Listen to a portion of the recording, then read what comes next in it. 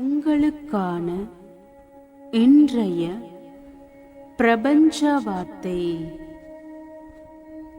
ஓய்வின்றி அடிக்கும் அலைகளைப் போல நம் எண்ண அலைகள் வந்து கொண்டேதான் இருக்கும்.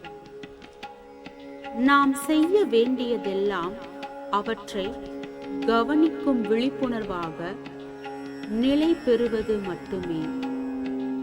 விழிப்புணர்வு தளத்தில் நிலை பெற்ற ஒருவருக்கு தெரிந்ததெல்லாம் அமைதியும் ஆனந்தமும் மட்டுமே.